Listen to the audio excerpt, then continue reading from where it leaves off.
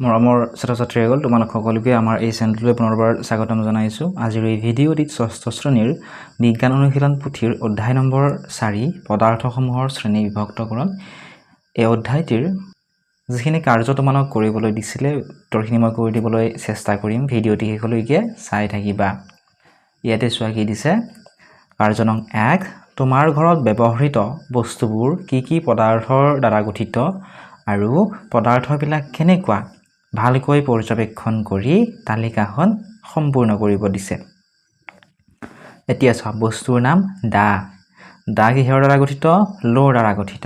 দা কঠিন নে কোমল? কঠিন। দা পানীত দ্ৰৱণীয় নে অদ্ৰৱণীয়? তে পানীত অদ্ৰৱণীয়। পানীত ডুবে নে উপঙে? দাখন যদি আমি পানীত দিওঁ কি হৈ যায়? ডুবি যায়। স্বচ্ছ নে অস্বচ্ছ? এইটো হ'ব অস্বচ্ছ। ঠিক আছে। চকী। চকী কিহৰ দ্বাৰা গঠিত? চকী কাঠৰেও বনাব পাৰি বা প্লাষ্টিকেৰেও বনাব পাৰি। ঠিক আছে। গতিকে কঠিন নে কোমল? কঠিন। পানীত দ্ৰৱণীয় নে অদ্ৰৱণীয়? ইয়াত অদ্ৰৱণীয়। পানীত ডুবে নে উপঙে? এইটো উপঙে হ'ব। ঠিক আছে। স্বচ্ছ নে অস্বচ্ছ? এইটো হ'ব অস্বচ্ছ। নেক্সট আমাক বস্তুৰ নাম নিজে লিখিবলৈ দিছে আমাক। গতিকে চোৱা মই ইয়াত লিখিলোঁ আলমাৰি। ঠিক আছে। তোমালোকৰ ঠাইত হয়তো অলপমান নামটো চেঞ্জ হ'ব পাৰে ঠাই বিশেষে। গতিকে কাঠেৰেও বনোৱাও পায় বা বেলেগ ধৰণৰ বস্তুৰ দ্বাৰা গঠিত পায়। মই ইয়াত কাঠেৰে বনোৱা বুলি লিখিলোঁ। কাঠ। কঠিন নে কোমল সুধিছে? কঠিন। পানীত দ্ৰৱণীয় নে অদ্ৰৱণীয়?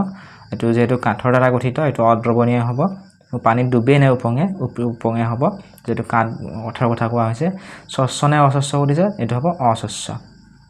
তাৰপিছত আমি বেত লিখিলোঁ। বেত হৈছে এইটো কাঠৰ দ্বাৰাই গঠিত। কঠিন নে কোমল? এইটো কঠিন হ'ব। পানীত দ্ৰৱণীয় নে অদ্ৰৱণীয়? অদ্ৰৱণীয় হ'ব। পানীত ডুবে নে উপঙে? এইটো হ'ব উপঙে। তাৰপিছত স্বচ্ছ নে অস্বচ্ছ? এইটো হ'ব অস্বচ্ছ। ঠিক তেনেদৰে কাঠৰ বাকচ। কাঠৰ বাকচ কিহৰ দ্বাৰা গঠিত? কাঠৰ দ্বাৰা গঠিত। কঠিন নে কোমল? কঠিন। পানীত দ্ৰৱণীয় নে অদ্ৰৱণীয়? অদ্ৰৱণীয়। পানীত ডুবে নে উপঙে? এইটো উপঙে। স্বচ্ছ নে অস্বচ্ছ? অস্বচ্ছ। তাৰপিছত দিছে কিতাপ। কিতাপ কিহৰ দ্বাৰা গঠিত? কাগজৰ পৰা কিতাপ বনোৱা হয়। ঠিক আছে। তাৰপিছত চোৱা কঠিন নে কোমল? এইটো কোমল। কিতাপখনৰ পাতবিলাক চাবাচোন। কাগজৰ পাতবিলাক যিহেতু কোমল। পানীত দ্ৰৱণীয় নে অদ্ৰৱণীয় সুধিছে? দ্ৰৱণীয়। পানীত ডুবে নে উপঙে? এইটো হ'ব ডুবে। স্বচ্ছ নে অস্বচ্ছ? এইটো হ'ব অস্বচ্ছ। শেষৰ এটা মই খালী ঠাই এৰি দিছোঁ। তোমালোকে নিজে চেষ্টা কৰি লিখিবা। কিবা কাৰণত যদি নোৱাৰা কাৰ্য নং 1 শেষৰটো কৰি দিব লাগে বুলি কমেণ্ট কৰিবা। ঠিক আছে। এতিয়া চাওঁ আহাচোন 2 নম্বৰ কাৰ্যটো কি দিছে চোৱা। তোমালোকৰ ঘৰত থকা বস্তুবিলাক কি কি পদাৰ্থৰে তৈয়াৰ কৰে তলৰ তালিকাখনত লিখা। ইয়াত আমাক কি কৈছে? আমাৰ ঘৰত থকা বস্তুবিলাকৰ নাম আমাক ইয়াতে লিখিব কৈছে। আৰু এইফালে সেই বস্তুসমূহ কি পদাৰ্থৰ দ্বাৰা তৈয়াৰ কৰা ইয়াতে লিখিব দিছে। এটা আমাক কৰি দিছে চোৱা। ক্ৰমিক নম্বৰ 1 দিয়া আছে কলম। কলম প্লাষ্টিক আৰু ধাতুৰ দ্বাৰা তৈয়াৰ কৰা। ঠিক আছে। তেনেকৈ আমি লিখিলোঁ কিতাপ। কিতাপটো হ'ব কাগজৰ দ্বাৰা। চকী কাঠ বা প্লাষ্টিকৰ দ্বাৰা। টেবুলো হ'ব কাঠ বা প্লাষ্টিকৰ চকী টেবুল পোৱা যায় আৰু কাঠৰ বনত এইটো টেবুল পোৱা যায়। জোতা সেইটো হ'ব চামৰা। নেক্সট চোৱাচোন কাৰ্য নং 3 কি দিছে। ইয়াত দিছে যে তলৰ পদাৰ্থবিলাক চোৱা আৰু পদাৰ্থৰ কঠিনতাৰ ওপৰত ভিত্তি কৰি ভাগ কৰোৱা আহা। ইয়াত আমাক পদাৰ্থবিলাক চাবলৈ দিছে আৰু পদাৰ্থৰ কঠিনতাৰ ওপৰত ভিত্তি কৰি ভাগ কৰিব দিছে। কঠিন পদাৰ্থসমূহ ইয়াত লিখিব দিছে। কোমল পদাৰ্থসমূহ এইফালে লিখিব দিছে। আমি ইয়াতে তামটো হ'ব কঠিন পদাৰ্থ। কাঠ হ'ব কঠিন পদাৰ্থ। পিতল, ষ্টীল আৰু লো এয়া হ'ব কঠিন পদাৰ্থ।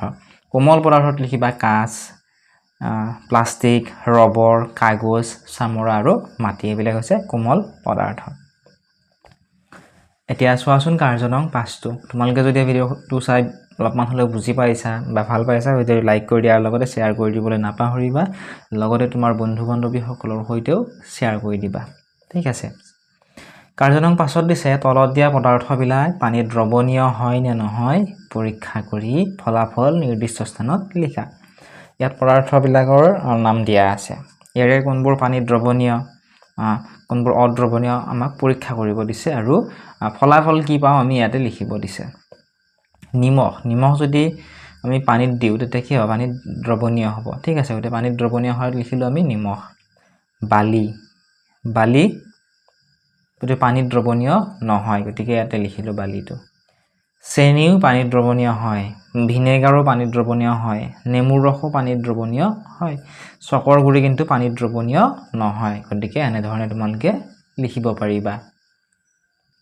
নেক্সট চোৱাচোন কাৰ্য নং 5 পদাৰ্থৰ স্বচ্ছতা ধৰ্মৰ ওপৰত ভিত্তি কৰি তলত দিয়া পদাৰ্থবোৰ ভাগ কৰোৱা আহা।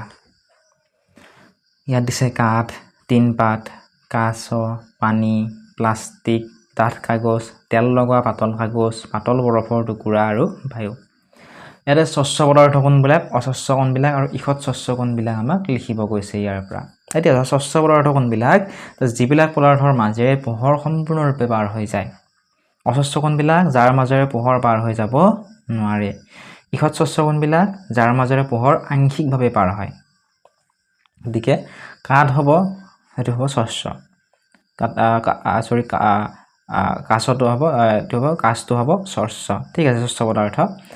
কাঠটো হ'ব অস্বচ্ছ পদাৰ্থ, কাৰণ ইয়াৰ মাজেৰে পোহৰ পাৰ হৈ যাব নোৱাৰে। তাৰপিছত টিনপাতো হ'ব অস্বচ্ছ পদাৰ্থ, ইয়াৰ মাজেৰে পোহৰ পাৰ হৈ যাব নোৱাৰে। তাৰপিছত পানীটো হ'ব এইটো স্বচ্ছ পদাৰ্থ, পানীৰ মাজেৰে পোহৰ সম্পূৰ্ণৰূপে পাৰ হৈ যায়। প্লাষ্টিকটো হ'ব ইষৎ স্বচ্ছ, অৰ্থাৎ যাৰ মাজেৰে আংশিকভাৱে পোহৰ পাৰ হয়, কিন্তু কিছুমানৰ ক্ষেত্ৰতে এইটো প্ৰযোজ্য হয়, সকলো প্লাষ্টিকৰ ক্ষেত্ৰতে এইটো প্ৰযোজ্য নহয়। ডাঠ কাগজটো হ'ব অস্বচ্ছ পদাৰ্থ, ইয়াৰ মাজেৰে পোহৰ পাৰ হৈ যাব নোৱাৰে। তেল লগোৱা পাতল কাগজটো হ'ব ইষৎ স্বচ্ছ, আংশিকভাৱে পোহৰ পাৰ হয়। পাতল বৰফৰ টুকুৰা হ'ব ইষৎ স্বচ্ছ। বায়ু হ'ব স্বচ্ছ পদাৰ্থ, ঠিক আছে, মই ইয়াত দেখুৱাই দিছোঁ, তোমালোকে লিখি ল'বা। নেক্সট চোৱা কাৰ্য নং 6 ইয়াত দিছে তলৰ পদাৰ্থবিলাক চাই কাৰ কি ধৰ্ম লিখোৱা আহা। পিতল হৈছে চিকমিকিয়া, সনাদ, কঠিন আৰু উজ্জ্বল। কাঁচটো দিছে, কাঁচটো হৈছে স্বচ্ছ। এইখিনি তোমালোকে নিজে চেষ্টা কৰিবা, আৰু তিনিটা যদিহে নোৱাৰা কমেণ্ট ছেকশ্যনত জনাবা। কাৰ্য নং 6 বুলি লিখি দিবা, মই কমেণ্ট ছেকশ্যনত তোমালোকক কাৰ্য নং 6ৰ উত্তৰটো দি দিম, ঠিক আছে। নেক্সট চোৱা,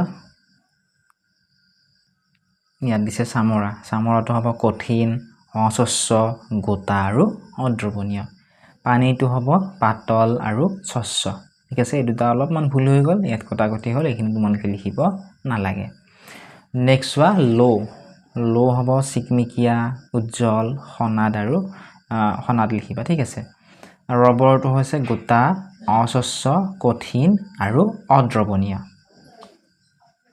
নেক্সট দিছে কাৰ্য নং 7 তলত দিয়া বস্তু বা পদাৰ্থবোৰৰ প্ৰতিটো শ্ৰেণীৰ মাজৰ পৰা অমিলটোত গোল চিন দিয়া। ইয়াত আমাক কি কৈছে, বস্তু বা পদাৰ্থবোৰৰ প্ৰতিটো শ্ৰেণীৰ মাজৰ পৰা যিটো অমিল আছে সেইটো আমাক গোল চিন দিব দিছে। ক নম্বৰ দিছিলে চকী, মেজ, মাটি আৰু আলমাৰি। ঠিক আছে, চোৱা, চকী, মেজ, আলমাৰি আদিৰ লগত মাটিৰ কোনো ধৰণৰ মিল নাই, ঠিক আছে। গতিকে এইটো হ'ব অমিল, কাৰণ চকী কাঠেৰে বনাব পাৰি, মেজখনো কাঠেৰে বনাব পাৰি, আলমাৰিটো কাঠেৰে বনাব পাৰি, কিন্তু মাটিটো কাঠেৰে বনোৱা নহয়, গতিকে এইটোৱে হৈছে অমিল। ঠিক তেনেদৰে দিছে এলুমিনিয়াম আৰু পিতল, ইয়াত আছে প্লাষ্টিক।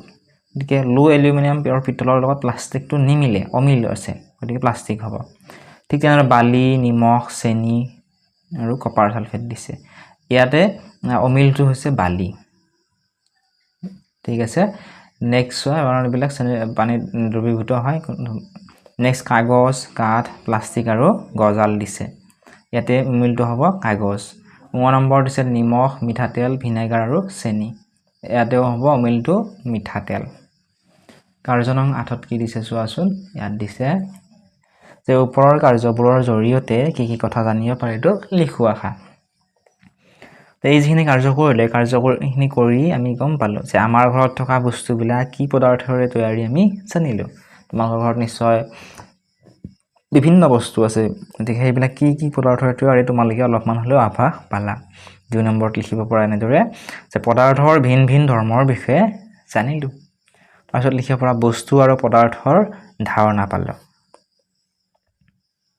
এনেধৰণে তোমালোকে লিখি ল'বা। যদিহে অধ্যায় 5ৰ উত্তৰখিনি লাগে কমেণ্ট কৰিবা, আৰু উত্তৰখিনি ভিডিঅ' আপলোড কৰাৰ পিছত মই ডেছক্ৰিপশ্যনতো লিংক দি দিম, তাত ক্লিক কৰি তোমালোকে চাব পাৰিবা। চেনেলটো যদি ছাবস্ক্ৰাইব কৰি দিয়া নাই ছাবস্ক্ৰাইব কৰি দিবা।